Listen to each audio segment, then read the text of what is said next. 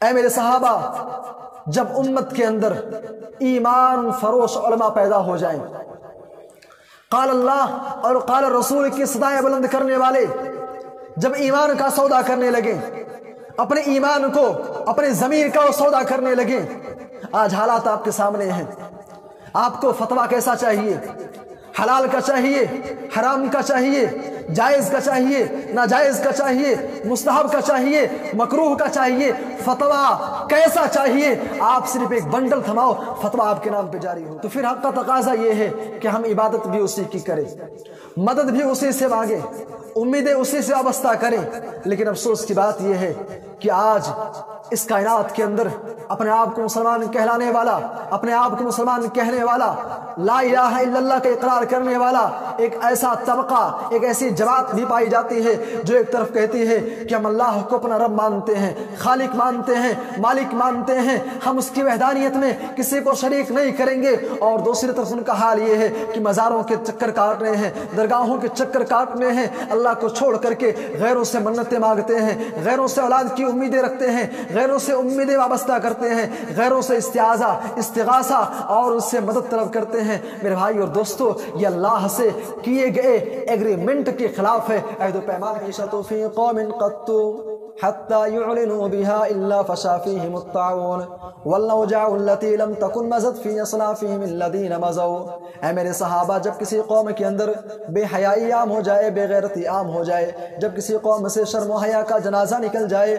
تو اللہ تبارک و تعالیٰ اسی قوم کے اندر ایسی ایسی بیماریاں پیدا فرما دیتا ہے، ایسی ایسی بیماریاں پیدا کر دیتا ہے جو اسلاف نے، ان کے باپ داداؤں نے کبھی سنی ہی نہ تھی۔ جس وقت ہم نے لا الہ الا اللہ محمد رسول اللہ کا اقرار کیا تھا، اسی کے ساتھ ہم نے ایک ایگریمنٹ لیا کہ اے نبی، ہم آپ ہی کی زندگی کو فالو کریں گے، ہمارا جینا آپ کے نام، مرنا آپ کے نام، ہمارا اٹھنا بیٹھنا، سونا جاگنا، شادی بیاہ، زندگی کے ہر موڑ پر ہم آپ ہی کو فالو کریں گے، زندگی کے ہر موڑ پر ہم آپ کی اتباع کریں گے، آپ کے بتائے ہوئے طریقے کے مطابق زندگی گزاریں۔ خطبکم ایھا المرسلون قالوا انا ارسلنا الى قوم مجرمين لنرسل عليهم حجارة من طين مسومة عند ربك للمسرفين۔ اللہ تبارک و تعالیٰ نے حضرت ابراہیم علیہ السلام کے پاس چند فرشتوں کو حضرت اسحاق علیہ السلام کی بشارت کے لیے بھیجا۔ حضرت ابراہیم علیہ السلام نے ان سے پوچھا، فما خطبکم ایھا المرسلون، اے فرشتوں تمہارا اس کے علاوہ اور کیا کام ہے؟ قالوا انا ارسلنا الى قوم مجرمین، ان فرشتوں نے کہا کہ ہمیں قوم لوط کی طرف بھیجا گیا ہے۔ قالوا انا ارسلنا الى قوم مجرمین لنرسل علیہم حجارۃ من طین۔ اے ابراہیم، قوم لوط نے اللہ تبارک و تعالیٰ کی نافرمانی اس حد تک کر دی ہے، قوم لوط نے خلاف شریعت، خلاف فطرت انہوں نے امور کو انجام دینا شروع کر دیا ہے۔ اللہ تبارک و تعالیٰ نے ان کا جوڑا عورت کو بنایا ہے، لیکن وہ عورت سے اپنی خواہش پوری کرنے کے بجائے مردوں سے اپنی خواہشات کو پوری کر رہے ہیں۔ حضرت لوط علیہ السلام ان کو سمجھا رہے ہیں، ان کو ایک اللہ کی طرف بلا رہے ہیں، ان کو نصیحت کر رہے ہیں، لیکن وہ اپنی اس حرکت سے باز نہیں آ رہے ہیں۔ لِنُرْسِلَ عَلَيْهِمْ حِجَارَةً مِّن طِينٍ، اے ابراہیم اب حد ہو چکی ہے، اب ان کے اوپر اللہ تبارک و تعالیٰ کا عذاب نازل ہو کر کے رہے گا۔ نہ کہیں جہاں میں اما ملی، جو اما ملی تو کہاں ملی، میرے جرم خانہ خراب کو تیرے عفو بند نماز میں۔ نہ عشق میں رہی وہ شوخیاں، نہ وہ حسن میں رہی گرمیاں، نہ وہ غزنوی میں تڑپ رہی، نہ وہ خم زلف ایاز میں۔ جو میں سر بسجدہ ہوا کبھی تو زمین سے آنے لگی صدا، تیرا دل تو ہے صنم آشنا، تجھے کیا ملے گا نماز میں۔ محترم سامعین کرام،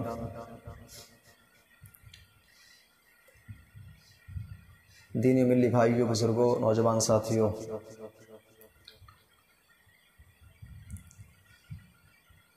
ہم اور آپ تاریخ کے جس دور سے گزر رہے ہیں، یہ انتہائی نازک دور ہے، کیونکہ یہ ایسا دور ہے جس میں نبی کریم صلی اللہ علیہ وسلم کی بیشتر پیشین گوئیاں اور قیامت کی بیشتر چھوٹی نشانیاں ایک کے بعد دیگرے ظاہر ہوتی ہوئی نظر آ رہی ہیں۔ ہم اور آپ ایک مصیبت سے ابھرتے نہیں ہیں، ایک پریشانی سے ہمیں نجات نہیں ملتی ہے کہ دوسری پریشانی، دوسری مصیبت، دوسری آفت ہمارے سر چڑھ کر کے بولنے لگتی ہے۔ سورۃ الانعام کی آیت نمبر 43 میں نے آپ کے سامنے تلاوت کی ہے۔ آئیے اس آیت کریمہ کا ترجمہ دیکھتے ہیں اور اس کے بعد پھر آگے بات کرتے ہیں۔ اللہ نے فرمایا کہ فَلَوْلَا إِذْ جَاءَهُمْ بَأْسُنَا تَضَرَّعُوا، اے میرے بندو، جب تمہارے اوپر مصیبت آئی، جب تمہیں مصیبت اور پریشانی کی بھٹی میں جھونکا گیا تو تم نے ہم سے معافی کیوں نہیں مانگی؟ فَلَوْلَا إِذْ جَاءَهُمْ بَأْسُنَا تَضَرَّعُوا، جب تم کو ابتلا و آزمائش کے چنگل میں آزمایا گیا تو تم نے ہم سے معافی کیوں نہیں مانگی؟ ہمارے جناب نے توبہ استغفار کیوں نہیں کیا؟ ہمارے دربار میں آ کر کے اپنی غلطیوں پر، اپنی خطاؤں پر، اپنے کرتوتوں پر، اپنے بداعمال پر آنسو بہاتے ہوئے ندامت و شرمندگی کے ساتھ تم نے ہم سے توبہ استغفار کیوں نہیں کیا؟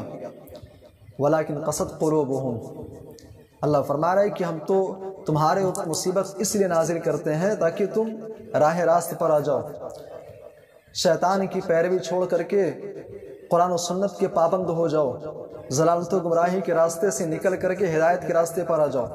لیکن معاملہ یہ ہے وَلَكِنْ قَسَتْ قُلُوبُهُمْ، مصیبت آنے کے بعد، پریشانی آنے کے بعد راہ ہدایت پر آنے کے بجائے تمہارے دل اور زیادہ سخت ہو گئے، تم ضلالت و گمراہی میں اور زیادہ دلدل میں پھنستے چلے گئے۔ اور آگے اللہ فرما رہا ہے کہ اور ایسا اس لیے ہوا وَزَيَّنَ لَهُمُ الشَّيْطَانُ مَا كَانُوا يَعْمَلُونَ، ایسا اس لیے ہوا کہ شیطان نے تمہارے برے اعمال کو، تمہارے بدعمالیوں کو، گناہوں کو تمہارے سامنے بنا سما کر کے پیش کر رہا ہے کہ برائی کو تم برائی نہیں سمجھ رہے ہو۔ اور آج حالات ایسے ہی ہیں، آج حالات ایسے ہی ہیں کہ آج برائی کو برائی کہنا جرم ہے، غلط کو غلط کہنا جرم ہے، نافرمانی کو بغاوت کہنا جرم ہے۔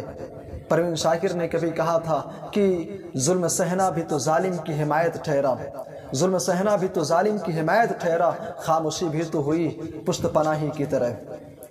میرے بھائی اور دوستو، سورہ زاریات کے اندر اللہ تبارک و تعالیٰ نے گزری ہوئی چند امتوں کا اللہ نے ذکر کیا۔ فرمایا قال فما خطبكم ايها المرسلون قالوا انا ارسلنا الى قوم مجرمين لنرسل عليهم حجارة من طين مسومة عند ربك للمسرفين۔ اللہ تبارک و تعالیٰ نے حضرت ابراہیم علیہ السلام کے پاس چند فرشتوں کو حضرت اسحاق علیہ السلام کی بشارت کے لیے بھیجا۔ حضرت ابراہیم علیہ السلام نے ان سے پوچھا فما خطبكم ايها المرسلون، اے فرشتو تمہارا اس کے علاوہ اور کیا کام ہے؟ قالوا انا ارسلنا الى قوم مجرمین، ان فرشتوں نے کہا کہ ہمیں قوم لوط کی طرف بھیجا گیا ہے۔ قالوا انا ارسلنا الى قوم مجرمین لنرسل علیہم حجارة من طین، اے ابراہیم قوم لوط نے اللہ تبارک و تعالیٰ کی نافرمانی اس حد تک کر دی ہے، قوم لوط نے خلاف شریعت، خلاف فطرت انہوں نے امور کو انجام دینا شروع کر دیا ہے۔ اللہ تبارک و تعالیٰ نے ان کا جوڑا عورت کو بنایا ہے، لیکن وہ عورت سے اپنی خواہش پوری کرنے کے بجائے مردوں سے اپنی خواہشات کو پوری کر رہے ہیں۔ حضرت لوط علیہ السلام ان کو سمجھا رہے ہیں، ان کو ایک اللہ کی طرف بلا رہے ہیں، ان کو نصیحت کر رہے ہیں، لیکن وہ اپنی اس حرکت سے باز نہیں آ رہے ہیں۔ لِنُرْسِلَ عَلَيْهِمْ حِجَارَةً مِّن طِينٍ، اے ابراہیم اب حد ہو چکی ہے، اب ان کے اوپر اللہ تبارک و تعالیٰ کا عذاب نازل ہو کر کے رہے گا۔ لِنُرْسِلَ عَلَيْهِمْ حِجَارَةً مِّن طِينٍ مُّسَوَّمَةً عِندَ رَبِّكَ لِلْمُسْرِفِينَ، ان کے اوپر نامزد ایک ایک پتھر کے اوپر ایک ایک شخص کا نام لکھا ہوا ہے، اس بستے کے اوپر اللہ تبارک و تعالیٰ کا عذاب پتھر کی شکل میں نازل ہوگا۔ مسومة عند ربك للمسرفين فأخرجنا من كان فيها من المؤمنين فما وجدنا فيها غير بيت من المسلمين وتركنا فيها آية للذين يخافون العذاب الأليم۔ ہم نے لوط علیہ السلام اور ان کے گھر والوں کو اور جو ایمان لائے تھے ان کے علاوہ پورے بستی کو تباہ و برباد کر دیا گیا۔ اور اس کے بعد اللہ نے فرمایا وَفِي مُوسَىٰ إِذْ أَرْسَلْنَاهُ إِلَىٰ فِرْعَوْنَ بِسُلْطَانٍ مُّبِينٍ۔ اے لوگو، حضرت موسیٰ علیہ السلام کی سیرت کا مطالعہ کر لو، فرعون کے حضرت موسیٰ علیہ السلام کی زندگی کا، ان کی بائیوگرافی کا تم مطالعہ کر لو۔ وَفِي مُوسَىٰ إِذْ أَرْسَلْنَاهُ إِلَىٰ فِرْعَوْنَ بِسُلْطَانٍ مُّبِينٍ۔ یاد کرو جب ہم نے حضرت موسیٰ علیہ السلام کو فرعون کی طرف بھیجا، فَتَوَلَّىٰ بِرُكْنِهِ وَقَالَ سَاحِرٌ أَوْ مَجْنُونٌ۔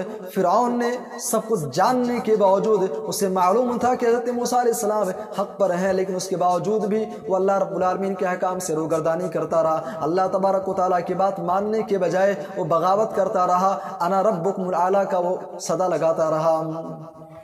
فَتَوَلَّىٰ وَهُوَ مُلِيمٌ۔ اللہ فرما رہا ہے کہ جب فرعون نے بغاوت کی تو ہم نے فرعون کو اور اس کی قوم کو دریا میں ڈبو دیا۔ اور اس کے بعد اللہ نے فرمایا وَفِي عَادٍ إِذْ أَرْسَلْنَا عَلَيْهِمُ الرِّيحَ الْعَقِيمَ۔ اے لوگو، قوم عاد کے واقعے کو پڑھو، قوم عاد کے واقعے میں بھی تمہارے لیے بہت بڑی عبرت ہے۔ وَفِي عَادٍ إِذْ أَرْسَلْنَا عَلَيْهِمُ الرِّيحَ الْعَقِيمَ مَا تَذَرُ مِن شَيْءٍ أَتَتْ عَلَيْهِ إِلَّا جَعَلَتْهُ كَالرَّمِيمِ۔ قوم عاد نے جب اللہ کی نافرمانی کی، جب اللہ کے احکامات سے انہوں نے بغاوت کی، تو ہم نے ان کے اوپر آندھی کو، طوفان کو بھیج دیا۔ اس کے بعد اللہ نے فرمایا وَفِي ثمود اذ قیل لهم تمتعوا حتى حین۔ اور قوم ثمود کے واقعے کو پڑھو، قوم ثمود کے واقعے کو پڑھو، اس کے اندر تمہارے لیے بڑی عبرت نصیحتیں ہیں۔ سخرها علیہم 7 لیال و 8 ایام۔ قوم ثمود کے اوپر ہم نے 7 راتیں اور 8 دن تک ان کے اوپر ہوا کو مسلط کر دیا، جس نے ان کی چیتھڑے اڑا کر کے رکھ دیے۔ اور آخر میں اللہ نے فرمایا وَقَوْمَ نُوحٍ مِّن قَبْلِ إِنَّهُمْ كَانُوا قَوْمًا فَاسِقِينَ۔ اے لوگو، قوم نوح علیہ السلام، حضرت نوح علیہ السلام کی قوم کا مطالعہ کر لو، ان کی سیرت کا مطالعہ کر لو، اس کے اندر بھی تمہارے لیے بڑی عبرتیں ہیں، بڑی نصیحتیں ہیں۔ قوم نوح کو، حضرت نوح علیہ السلام اپنی قوم والوں کو 950 سال تک اللہ کی طرف بلاتے رہے، لیکن انہوں نے ان کی بغاوت کی، ان کی نافرمانی کی، اور اپنے ظلم کے اوپر، تشدد کے اوپر، اللہ کی نافرمانی کے اوپر اڑے رہے۔ میرے بھائیو اور دوستو، ان چند آیتوں کے اندر اللہ تبارک و تعالیٰ نے قوم لوط کا تذکرہ کیا، قوم موسیٰ کا، قوم فرعون کا ذکر کیا، قوم عاد کا، قوم ثمود کا، قوم نوح کا۔ ان تمام واقعات کو ذکر کرنے کا مقصد اللہ بتا رہا ہے کہ میرے بندو، یہ قوم عاد ہیں، دیکھ لو، یہ قوم ثمود ہے، یہ قوم نوح ہے۔ دنیا کے اندر یہ طاقت کے اعتبار سے، مال و دولت کے اعتبار سے یہ بڑے اعلیٰ منصب پر فائز تھے، بڑے روپے پیسے والے تھے، لیکن جب انہوں نے اللہ کی بغاوت کی تو اللہ تبارک و تعالیٰ کا ان کے اوپر ایسی مار پڑی کہ آنے والی، تا قیامت آنے والی انسانیت کے لیے نشان عبرت اللہ نے ان کو بنا دیا۔ اللہ فرما رہا ہے کہ اپنی اصلاح کر لو، ابھی موقع ہے، اندھیروں کا کرو کوئی علاج، ورنہ یہ قوم اجالوں کو ترس جائے گی۔ سامعین کرام، سنن ابن ماجہ کتاب الفتن باب العقوبات کی ایک روایت میں نے آپ کے سامنے پڑھی ہے۔ آئیے اس حدیث کا معنی مطلب دیکھتے ہیں۔ اللہ کے نبی صلی اللہ علیہ وسلم نے مہاجرین صحابہ کرام سے آپ نے ایک مرتبہ خطاب کیا۔ عن عبد الله بن عمر رضي الله عنهما قال أقبل علينا رسول الله صلى الله عليه وسلم فقال يا معشر المهاجرين 5 إذا ابتليتم بهن وأعوذ بالله أن تدركوهن۔ اللہ کے نبی نے مہاجرین صحابہ سے کہا، اے میرے مہاجرین صحابہ، جب تمہارے درمیان، تمہارے سماج میں، تمہاری سوسائٹی میں، تمہارے معاشرے کے اندر جب 5 چیزیں پائی جانے لگے، 5 بیماریاں جنم لے لیں، جب 5 برائیاں پنپنے لگیں، اے میرے صحابہ، وأعوذ بالله أن تدركوهن، ان برائیوں سے میں اللہ کی پناہ طلب کرتا ہوں۔ اور 5 برائیاں کون کون سی ہیں؟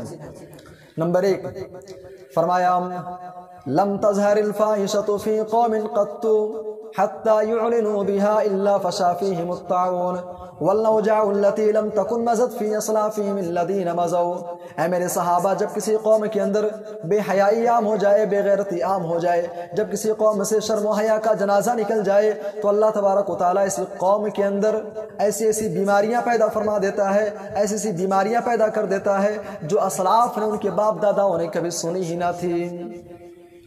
سب سے پہلی بیماری، سب سے پہلی برائی بے حیائی، بے شرمی، بے غیرتی۔ آج اپنے سماج کا ہم جائزہ لے لیں، اپنی سوسائٹی کا ہم جائزہ لے لیں۔ آج ہمارے سماج کے اندر، ہمارے سماج سے آج شرم و حیا آج اس قدر رخصت ہوتی چلی جا رہی ہے، رب کعبہ کی قسم کھا کے کہتا ہوں اگر یہی حالت رہی تو آنے والے 10 سالوں کے بعد آپ چراغ لے کر کے تلاش کرو گے پھر بھی آپ کو حیا نظر نہیں آئے گی۔ اور حیا کہتے ہیں کس کو ہیں؟ عربی میں کتاب ہے دلیل الفالحین، دلیل الفالحین کے اندر ابن علام رحمہ اللہ حیا کی تعریف کرتے ہوئے، حیا کی ڈیفینیشن بتلاتے ہوئے کہتے ہیں خلق یبعث علی ترک القبیح من الاقوال والافعال والاخلاق، کہ لوگوں حیا ایک ایسا حیا ایک زیور ہے اور اس زیور کے اندر 3 چیزیں شامل ہے، یعنی حیا 3 چیزوں کے مجموعے کا نام ہے۔ نمبر 1، جب تم بات کرو تو بات تمہاری صاف ستھری ہونی چاہیے، والافعال تمہارے کرتوت اچھے ہونے چاہیے، بحیثیت مسلمان تمہارے افعال کیا ہیں، تمہارے کرتوت کیا ہیں، والاخلاق تمہارا کیریکٹر کیسا ہے، ان 3 چیزوں کے مجموعے کا نام ہے۔ آج اپنے سماج کا ہم جائزہ لے لیں، آج ہمارا نوجوان چھوٹا ہو بڑا ہو جوان ہو یا بوڑھا ہو، اقوال کے اعتبار سے آج ہمارے نوجوانوں کی حالت یہ ہے کان میں بالی ہے زبان میں گالی ہے، بغیر گالی کے اس کا ایک بھی سینٹنس پورا نہیں ہوتا ہے، گالی دینا ایک عام سی بات ہو گئی ہے، بلکہ بعض گھرانے کے لوگ اس کو فخر سمجھتے ہیں کہ ہمارا بچہ تو گالی دے رہا ہے، ماشاءاللہ اس کی گالی، اس کی زبان کتنی صاف چلتی ہے۔ میرے بھائی اور دوستو، یہ ہمارے نبی کی تعلیم نہیں ہے، ہمارے نبی نے تو ہم کو تعلیم دی ہے۔ صحیح بخاری کی روایت ہے عن عبداللہ بن عمر رضی اللہ عنہما عن النبی صلی اللہ علیہ وسلم قال المسلم من سلم المسلمون من لسانه ويده، رواہ البخاری۔ اللہ کے نبی کہتے ہیں کہ مسلمان تو وہ ہے جس کی زبان سے دوسرے مسلمان محفوظ رہیں، جس کی زبان سے دوسرے لوگ محفوظ رہیں۔ اور اللہ کے نبی نے صحیح بخاری کی روایت میں ہے، آپ نے فرمایا عن ابی ہریرہ رضی اللہ عنہ عن النبی صلی اللہ علیہ وسلم قال من کان یؤمن باللہ والیوم الآخر فلا یؤذی جارہ، اے میرے صحابہ جو اللہ پر اور آخرت کے دن کے اوپر ایمان رکھتا ہے اپنے پڑوسی کو تکلیف نہ پہنچائے۔ ومن کان یؤمن باللہ والیوم الآخر فَلْيُقْرِبِ الضَّيْفَ، اور جو شخص آخرت کے دن کے اوپر اللہ اور آخرت کے دن پر ایمان رکھتا ہے تو فَلْيُقْرِمْ ضَيْفَهُ، تو چاہیے کہ اپنے مہمانوں کی مہمان نوازی کرے، مہمان کی آمد پر چہرہ نہ بسورے۔ اور اللہ کے نبی کہتے ہیں وَمَنْ كَانَ يُؤْمِنُ بِاللَّهِ وَالْيَوْمِ الْآخِرِ فَلْيَقُلْ خَيْرًا أَوْ لِيَصْمُتْ، اللہ کے نبی کہتے ہیں اور جو آخرت کے دن پر ایمان رکھتا ہے، اللہ پر ایمان رکھتا ہے، ایسے انسان کو چاہیے کہ وہ جب بھی بات کرے تو وہ اچھی بات کرے، اور لیصمت یا پھر خاموشی اختیار کر لے۔ میرے بھائی اور دوستو، ہمارے اسلام نے ہمیں گالی دینا، برا بھلا کہنا، زبان سے کسی کو تکلیف پہنچانا، ہمارے اسلام نے ہم کو تعلیم نہ دی ہے۔ اعمال کے اعتبار سے دیکھ لیں، بحیثیت مسلمان آج ہمارے اعمال کیسے ہیں، ہمارے کرتوت کیسے ہیں، آج ایسی کون سی برائی ہے، آج ایسا کون سا گناہ ہے، آج ایسی کون سی بدعمالیاں ہیں جو آج ہمارے سماج کے اندر نہیں پائی جا رہی ہیں، آج جس کا ہم ارتکاب نہیں کر رہے ہیں۔ اور اخلاق کے اعتبار سے دیکھ لیں، آج ہم اعلیٰ اخلاق کے کبھی مالک ہوا کرتے تھے، یہ امت مسلمہ، یہ مسلمان جو کبھی اعلیٰ اخلاق کے مالک ہوا کرتے تھے، لیکن آج ہم کیریکٹر لیس ہو چکے ہیں، آج ہم کیریکٹر لیس ہو چکے ہیں، آج ہمارا اخلاق، ہمارا کردار بد سے بدتر ہوتا چلا گیا ہے۔ حالانکہ ہمارے نبی صلی اللہ علیہ وسلم نے ہمیں اور آپ کو اعلیٰ اخلاق کی اتنی بہترین تعلیم دی ہے۔ آپ سے بخاری کی وہ روایت اپنے سامنے رکھیے، اللہ کے نبی صلی اللہ علیہ وسلم جب غار حرا سے گھر واپس آتے ہیں، اپنی بیوی سے کہتے ہیں زملونی زملونی، اے خدیجہ آج میرے ساتھ بڑا بھیانک معاملہ پیش آیا ہے، مجھے کمبل اڑا دو، مجھے کمبل اڑا دو۔ اس کے بعد جب اللہ کے نبی کو تھوڑی راحت ہوئی، آپ نے اپنا سارا واقعہ، سارا ماجرا آپ نے سنا دیا، اور آخر میں آپ نے جملہ کہا لقد خشیت علی نفسی، اے خدیجہ مجھے اپنی جان کا خطرہ ہے، مجھے اس بات کا خطرہ ہے کہ کہیں میں ہلاک نہ ہو جاؤں، کہیں میں برباد نہ ہو جاؤں۔ اس موقع پہ بی بی خدیجہ رضی اللہ عنہا نے آپ کو تسلی دیتے ہوئے کہا کلا واللہ ما یخزیکا، اللہ کی قسم اللہ آپ کو ذلیل نہ کرے گا، اللہ آپ کو رسوا نہ کرے گا۔ کیوں؟ انک لتصل الرحم، ہمارے نبی کا کیریکٹر کیسا تھا، ہمارے نبی کا اخلاق کیسا تھا، آپ اس حدیث کے ذریعے سے بخوبی اندازہ لگایا جا سکتا ہے۔ انک لتصل الرحم، اے نبی آپ لوگوں کے ساتھ صلہ رحمی کرتے ہیں۔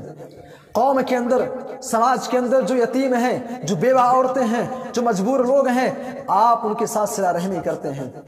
وَتَحْمِلُ الْكَلْ، جو اپنے بوجھ کو نہیں اٹھا سکتے ہیں، جو اپنی ذمہ داری کو ادا نہیں کر سکتے ہیں، آپ ایسے لوگوں کے سہارا ہیں۔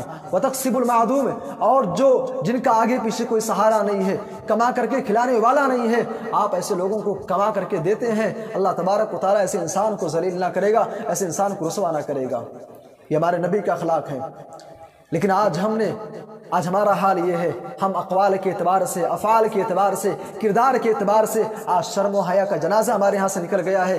اور حضرت عمر بن خطاب رضی اللہ تعالیٰ عنہ، عبداللہ ابن عمر رضی اللہ تعالیٰ عنہ کہا کرتے تھے، من قل ورعہ من قل ورعہ من قل حیاؤہ قل ورعہ، اے لوگو جس کے اندر سے حیا نکل جائے، جس کے اندر سے حیا خارج ہو جائے، جس کے اندر سے حیا رخصت ہو جائے، قل ورعہ، اس کے اندر سے حلال و حرام کی، صحیح غلط کی تمیز بھی ختم ہو جاتی ہے۔ ومن قل ورعہ مات قلبہ، اور جس کے اندر سے حیا نکل جائے، ایسے انسان کا دل سمجھ لو کہ مردہ ہے، ایسا انسان مر چکا ہے۔ اور اللہ کے نبی صلی اللہ علیہ وسلم نے تو یہاں تک فرمایا کہ میرے صحابہ، ان الحیا والایمان قرنا جميعا، اے میرے صحابہ یہ حیا اور ایمان یہ دونوں ایک ساتھ میں رہتے ہیں۔ فاذا رفع احدهما رفع الاخر، جس دل سے حیا نکل جائے، جس انسان سے حیا خارج ہو جائے، جس خاندان سے حیا چلی جائے، تو سمجھ جاؤ کہ ایسے گھرانے کے لوگ، ایسا انسان اس کے اندر ایمان باقی نہیں ہے، جس کے اندر حیا نہیں ہے اس کے اندر ایمان بھی باقی نہیں رہا۔ تو اللہ کے نبی نے فرمایا کہ جب کسی قوم سے حیا نکل جاتی ہے تو اللہ تبارک و تعالیٰ اس قوم کے اندر ایسی ایسی بیماریاں پیدا کر دیتا ہے کہ اسلاف نے، ان کے باپ داداؤں نے ایسی بیماریوں کا نام تک نہیں سنا ہوگا۔ دوسری چیز آپ نے فرمایا وَلَمْ يَنْقُصُ الْمِكْيَالَ وَالْمِيزَانَ إِلَّا أُخِذُوا بِالسِّنِينِ وَشِدَّةِ الْمُؤُونَةِ وَجَوْرِ السُّلْطَانِ عَلَيْهِمْ، اے میرے صحابہ ناپ تول میں کمی مت کرنا، بے ایمانی مت کرنا، تمہارے مال میں جو حق ہے غیروں کا وہ حق ان کو نکال کر کے دے دینا۔ اور جانتے ہو ناپ تول میں کمی کرنے کے لیے عربی زبان میں جو لفظ آتا ہے اس کو بولتے ہیں تطفیف۔ اور تطفیف کا معنی کیا ہے؟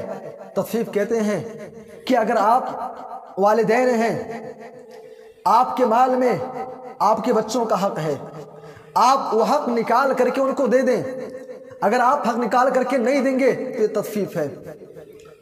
آپ اگر بھائی ہیں تو آپ کے مال میں آپ کی بہن کا بھی حصہ ہے، آپ وہ حصہ اس کو نکال کر کے وراثت میں اس کو جو حصہ مل جائے وہ دے دیں۔ اگر نہیں دیں گے تو یہ تطفیف ہے۔ اور جو دوسروں کے حقوق کھائے گا، اللہ کے نبی صلی اللہ علیہ وسلم کی وعید سن لے، اللہ کے نبی صلی اللہ علیہ وسلم کی یہ حدیث اپنے سامنے رکھے۔ ایک راوی ہے، ایک صحابی ہے، معقل ابن یسار، معقل ابن یسار، صحیح مسلم کی روایت ہے، مرض الموت میں مبتلا ہیں۔ ایک تابعی ہے عبید اللہ ابن زیاد، عبید اللہ ابن زیاد معقل بن یسار کی عیادت کے لیے آتے ہیں۔ ایسے موقع پہ معقل بن یسار رضی اللہ عنہ کہتے ہیں، اے عبید انی محدثک حدیثا سمعت رسول اللہ صلی اللہ علیہ وسلم، اے عبید آج میں تم کو ایک حدیث سناؤں گا، آج میں تم کو ایک حدیث سناؤں گا، اور اگر مجھے اس بات کا خدشہ ہوتا، اگر مجھے اس بات کی ذرہ برابر بھی امید ہوتی کہ میں آئندہ زندہ رہوں گا تو یہ حدیث میں تم سے بیان نہ کرتا۔ اور وہ حدیث یہ ہے، ما من عبد یسترعیہ اللہ رعیتا وہو غاش لرعیتہ الا حرم اللہ علیہ الجنہ۔ اے عبید، اللہ تبارک و تعالیٰ نے کسی کو کوئی ذمہ داری عطا کی ہے، کسی کو ذمہ دار بنایا ہے، اگر وہ اپنی ذمہ داری کو ادا نہیں کرتا ہے، ما من عبد یسترعیہ اللہ رعیتا، اللہ نے کسی کو گھر کا ذمہ دار بنایا ہے لیکن وہ اپنے گھر کی ذمہ داری کو صحیح ڈھنگ سے ادا نہیں کر رہا ہے، اللہ نے کسی کو مسجد کا نگراں بنایا ہے، مسجد کا اسے محتمم بنایا ہے لیکن مسجد کی نگرانی صحیح سے نہیں کر رہا ہے، اگر کسی کو اللہ تبارک و تعالیٰ نے مدرسے کی ذمہ داری سونپی ہے، مسجد کا امام بنایا ہے، کسی کو اللہ نے اگر والدین بنایا ہے، بیٹوں سے نوازا ہے، بیٹیوں سے نوازا ہے، ما من عبد یسترعیہ اللہ رعیتا وہو غاش لرعیتہ، لیکن یہ لوگ اپنی ذمہ داری کو صحیح ڈھنگ سے ادا نہیں کر رہے ہیں، اللہ کے نبی کہتے ہیں الا حرم اللہ علیہ الجنہ، اللہ تبارک و تعالیٰ ایسے انسان کے اوپر جنت کو حرام کر دے گا۔ میرے بھائی اور دوستو، تو اللہ کے نبی نے فرمایا وَلَمْ يَنْقُصُ الْمِكْيَالَ وَالْمِيزَانَ، کسی کے مال کو، کسی کے حق کو ہڑپنے کی کوشش مت کرنا۔ اگر ایسا کرو گے، قرآن حکیم تمہارے سامنے قوم شعیب کا واقعہ بیان کرتا ہے، وَإِلَى مَدْيَنَ أَخَاهُمْ شُعَيْبًا، اور قوم شعیب کے واقعے کو پڑھ لو۔ قوم شعیب، حضرت شعیب علیہ السلام اپنی قوم کے پاس آئے، اہل مدین، اصحاب الایکہ، اللہ کے نبی نے شعیب علیہ السلام نے ان کو اللہ کی طرف لا الہ الا اللہ کی تعلیم ان کو دی، اور اپنے قوم والوں سے کہا وَأَوْفُوا الْكَيْلَ وَالْمِيزَانَ، اے میری قوم کے لوگوں، جب ناپ تول کرو تو اس میں ایمانداری سے کام لو، بے ایمانی مت کرو، ڈنڈی مت مارو، وَلَا تَبْخَسُوا النَّاسَ أَشْيَاءَهُمْ، لوگوں کا جو مال ہے وہ مال ان کو پورا پورا دے دیا کرو۔ لیکن قوم والوں نے ان کی بات نہیں مانی، قوم والوں نے ان کی بات نہیں مانی، اپنی سرکشی پر، ناپ تول پہ، بے ایمانی پر ڈٹے رہے۔ اس کے بعد جانتے ہو انجام کیا ہوا؟ مفسرین لکھتے ہیں کہ اللہ تبارک و تعالیٰ نے ان کے اوپر قحط سالی کو مسلط کر دیا، قحط سالی مسلط ہو گئی، بارش نہیں ہو رہی ہے، بارش کے ایک ایک قطرے کے لیے تڑپ رہے ہیں۔ اس کے بعد اچانک ایک دن اللہ تبارک و تعالیٰ نے آسمان میں ایک بدلی بھیجی جس کے اندر ٹھنڈک تھی، جس کے اندر ٹھنڈک اور جس کے اندر سایہ تھا۔ قوم کا ایک شخص بادل کے سائے میں گیا، اسے سکون محسوس ہوئی، بہت اچھا فیل کیا۔ اس نے قوم کے دیگر لوگوں کو، جوانوں کو، بوڑھوں کو، بچوں کو، مردوں کو، عورتوں کو، سب کو، پوری قوم کے لوگوں کو اس آسمان کے بادل کے سائے کے نیچے کر لیا۔ اس کے بعد مفسرین لکھتے ہیں ان اللہ فتح علیہم بابا من جہنم، اللہ تبارک و تعالیٰ نے اس ٹھنڈی بدلی کو، اس رحمت والی بدلی کو ان کے لیے عذاب بنا دیا۔ جہنم کے دروازے کھول دیے، جہنم کے دروازے کھول دیے گئے، وہاں سے گرم گرم ہوائیں آنے لگی، وہاں سے شدید گرمی پیدا ہونے لگی، اور اللہ تعالیٰ نے زمین کے اندر زلزلہ پیدا کر دیا، زمین کانپنے لگی، اور دیکھتے ہی دیکھتے پوری قوم کو تباہ و برباد کر دیا گیا، پوری بستی کو دھسا دیا گیا۔ میرے بھائی اور دوستو، کیوں؟ ناپ تول میں کمی کرنے کی وجہ سے اللہ کے نبی صلی اللہ علیہ وسلم نے فرمایا وَلَمْ يَنْقُصُ الْمِكْيَالَ وَالْمِيزَانَ، بے ایمانی مت کرنا، بے ایمانی مت کرنا، إِلَّا أُخِذُوا بِالسِّنِينَ، اگر ایسا کرو گے تو اللہ تبارک و تعالیٰ تمہارے اوپر بھی قحط سالی کو مسلط کر دے گا۔ وَشِدَّةِ الْمُؤُونَةِ، اور اگر بے ایمانی کرو گے تو اللہ تبارک و تعالیٰ تمہارے رزق سے برکت کو چھین لے گا، وجور السلطان علیہم، اور ظالم سلطان کو اللہ مسلط کر دے گا۔ دو چیزیں ہو گئیں۔ تیسری چیز اللہ کے نبی نے فرمایا وَلَمْ يَمْنَعُوا زَكَاةَ أَمْوَالِهِمْ، جب سماج کے اندر یہ تیسری برائی عام ہو جائے تو اللہ سے پناہ طلب کرنا، اس برائی سے بچنا۔ اور تیسری برائی یہ ہے وَلَمْ يَمْنَعُوا زَكَاةَ أَمْوَالِهِمْ، اللہ تبارک و تعالیٰ نے تمہاری زمین کے اندر، فصلوں کے اندر، مال و دولت میں زکوٰۃ کا ایک حصہ اللہ نے متعین کیا ہے، جب وہ نصاب کو پہنچ جائیں تو زکوٰۃ ادا کر دیا کرو۔ اگر ایسا نہیں کرو گے إِلَّا مُنِعُ الْقَطْرَ مِنَ السَّمَاءِ، اللہ تبارک و تعالیٰ آسمان سے بارش کو روک لے گا، اللہ تبارک و تعالیٰ قحط سالی کو مسلط کر دے گا۔ إِلَّا مُنِعُ الْقَطْرَ مِنَ السَّمَاءِ، تو یہ تیسرا گناہ ہے، تیسرا جرم ہے، یہ تیسری بیماری ہے کہ زکوٰۃ کی عدم ادائیگی۔ جب سماج کے اندر بیماری عام ہو جائے تو اللہ سے پناہ طلب کیجیے۔ اسی طریقے سے چوتھی برائی اللہ کے نبی نے فرمایا وَلَمْ يَنْقُضُوا عَهْدَ اللَّهِ وَعَهْدَ رَسُولِهِ، اللہ تبارک و تعالیٰ سے ہم اور آپ نے ایک عہد و پیمان لیا ہے۔ عالم ارواح میں اب تک جتنے انسان آئے ہیں اور تا قیامت جتنے آئیں گے، سارے کے سارے لوگوں نے اللہ کے جناب میں ایک ایگریمنٹ لیا ہے، ایک وعدہ لیا ہے، ایک عہد و پیمان لیا ہے۔ اللہ تعالیٰ نے ہم سے پوچھا تھا الست بربکم، الست بربکم، الست بربکم، اے لوگو کیا میں تمہارا رب ہوں کہ نہیں ہوں؟ ہم اور آپ نے ایک زبان کہا تھا بلا اے اللہ تمہارا رب ہے۔ ہم نے اللہ کو اپنا رب تسلیم کر لیا ہے، ہم نے اللہ کو اپنا خالق تسلیم کر لیا، ہم نے اللہ کو اپنا رازق تسلیم کر لیا۔ تو حق کا تقاضا یہ ہے، تو پھر حق کا تقاضا یہ ہے کہ ہم عبادت بھی اسی کی کریں، مدد بھی اسی سے مانگیں، امیدیں اسی سے وابستہ کریں۔ لیکن افسوس کی بات یہ ہے کہ آج اس کائنات کے اندر اپنے آپ کو مسلمان کہلانے والا، اپنے آپ کو مسلمان کہنے والا لا الہ الا اللہ کا اقرار کرنے والا ایک ایسا طبقہ، ایک ایسی جماعت بھی پائی جاتی ہے جو ایک طرف کہتی ہے کہ ہم اللہ کو اپنا رب مانتے ہیں، خالق مانتے ہیں، مالک مانتے ہیں، ہم اس کی وحدانیت میں کسی کو شریک نہیں کریں گے، اور دوسری طرف ان کا حال یہ ہے کہ مزاروں کے چکر کاٹنے ہیں، درگاہوں کے چکر کاٹنے ہیں، اللہ کو چھوڑ کر کے غیروں سے منتیں مانگتے ہیں، غیروں سے اولاد کی امیدیں رکھتے ہیں، غیروں سے امیدیں وابستہ کرتے ہیں، غیروں سے استعاذہ، استغاثہ اور اس سے مدد طلب کرتے ہیں۔ میرے بھائی اور دوستو، یہ اللہ سے کیے گئے ایگریمنٹ کے خلاف ہے، عہد و پیمان کے خلاف ہے۔ اللہ کے نبی کہتے ہیں اللہ سے لیا گیا وعدہ مت توڑنا ورنہ انجام بہت برا ہوگا۔ اور آگے آپ نے فرمایا وَلَمْ يَنقُضُوا عَهْدَ اللَّهِ وَعْهْدَ رَسُولِهِ، ایک وعدہ ہم نے اپنے رسول سے بھی لیا ہے۔ جس وقت ہم نے لا الہ الا اللہ محمد رسول اللہ کا اقرار کیا تھا، اسی کے ساتھ ہم نے ایک ایگریمنٹ لیا کہ اے نبی ہم آپ ہی کی زندگی کو فالو کریں گے، ہمارا جینا آپ کے نام، مرنا آپ کے نام، ہمارا اٹھنا بیٹھنا، سونا جاگنا، شادی بیاہ، زندگی کے ہر موڑ پر ہم آپ ہی کو فالو کریں گے، زندگی کے ہر موڑ پر ہم آپ کی اتباع کریں گے، آپ کے بتائے ہوئے طریقے کے مطابق زندگی گزاریں گے۔ لیکن افسوس کی بات یہ ہے کہ آج ہر شخص اپنا جائزہ لے لے کہ آج وہ نبی کی کہاں تک پیروی کر رہا ہے، کتنا فالو کر رہا ہے۔ آج ہمارے نوجوانوں کو دیکھ لیں، آج ہمارے نوجوانوں کو دیکھ لیں، مسلمان نوجوانوں کا حال یہ ہے، ایک طرف یہ لا الہ الا اللہ محمد رسول اللہ کی اقرار کرنے والے ہیں، دوسری جانب ان کا حال یہ ہے کہ یہ ان کا پہناوا، ان کا اٹھنا بیٹھنا، ان کا سونا جاگنا، ان کی لائف سٹائل سب غیروں جیسی ہے۔ آج ہم نے نبی کی سیرت کو بھلا کر کے غیروں کی تہذیب کو، غیروں کی کلچر کو، غیروں کے طور طریقے کو، ان کے تمدن کو اپنا سب کچھ بنا لیا ہے۔ ہمارا اوڑھنا بچھونا سب کچھ غیروں کے بتائے ہوئے طور طریقے کے مطابق ہے۔ اللہ کے نبی نے فرمایا کہ یہ کام مت کرنا ورنہ انجام بہت برا ہوگا۔ 4 چیزیں ہو گئیں، 5ویں اور آخری چیز اللہ کے نبی صلی اللہ علیہ وسلم نے فرمایا وَمَا لَمْ تَحْكُمْ أَئِمَّتُهُمْ بِكِتَابِ اللَّهِ وَيَتَخَيَّرُونَ مِمَّا أَنزَلَ اللَّهِ۔ اے میرے صحابہ، جب امت کے اندر ایمان فروش علماء پیدا ہو جائیں، قال اللہ اور قال رسول کی صدائیں بلند کرنے والے جب ایمان کا سودا کرنے لگے، اپنے ایمان کو، اپنے ضمیر کا سودا کرنے لگے، آج حالات آپ کے سامنے ہیں۔ آپ کو فتویٰ کیسا چاہیے؟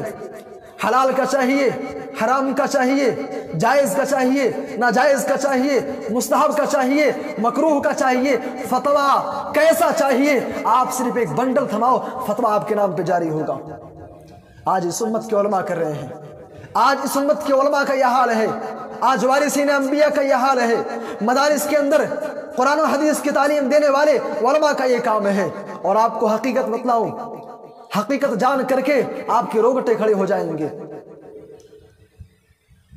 حیدرآباد سے ایک مجلہ نکلتا ہے راہ اعتدال، اس کے اندر ایک عالم دین ہے خالد سیف اللہ رحمانی، وہ لکھتے ہیں کہ میرے بہت ہی قریبی دوست ہیں، ان کا RSS کی جو لائبریریاں ہیں، جو ٹیم ہے، ان کے درمیان وہ آتے جاتے رہتے ہیں۔